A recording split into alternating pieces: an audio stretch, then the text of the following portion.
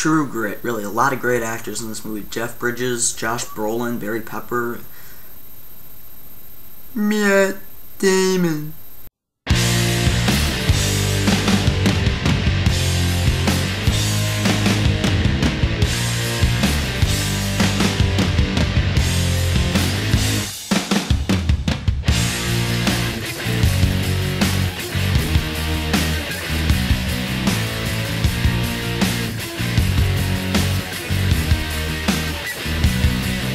True Grit.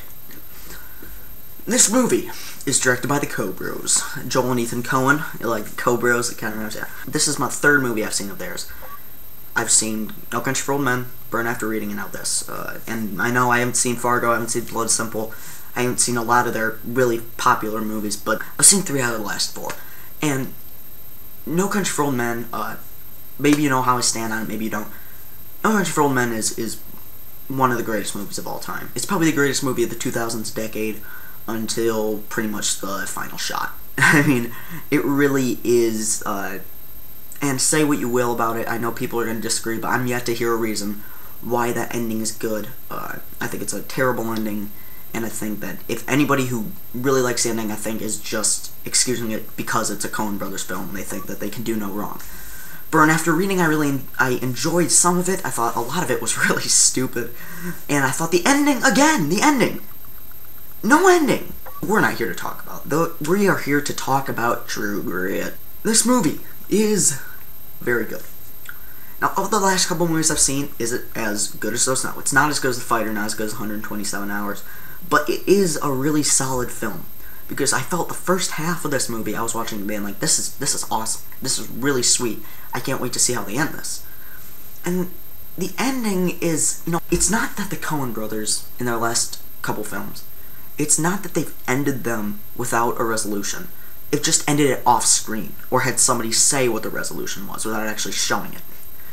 And you feel gypped when you follow a character for 90% of the movie, and then they just describe what happened to him off screen.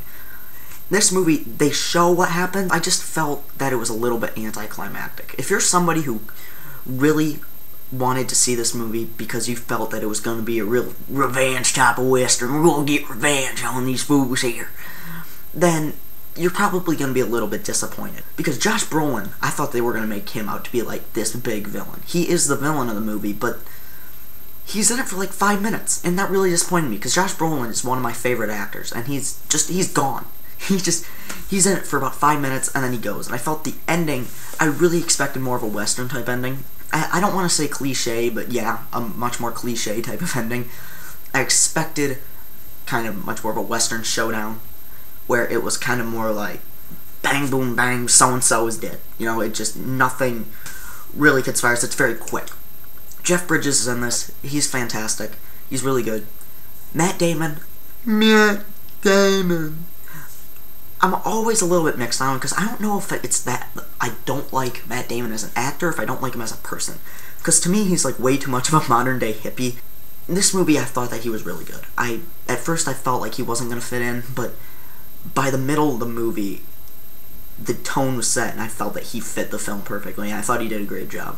I think he'll get nominated. I think this girl has a very good chance of getting nominated. Hailee Steinberg, I think. Correct me if I'm wrong. She's very, very good. She's phenomenal in this movie. And Barry Pepper comes in here, another underrated actor. He's in it for about 5 minutes, gives a great performance. The Coen Brothers are always good with actors. That's the thing. They've taken actors that we've always said, you know what, that guy's good, and turned him into a powerhouse. That's what they did with Josh Brolin. Before No Country for Old Men, he was a nobody, and they turned him into a powerhouse, made him a great actor, got him, recognition.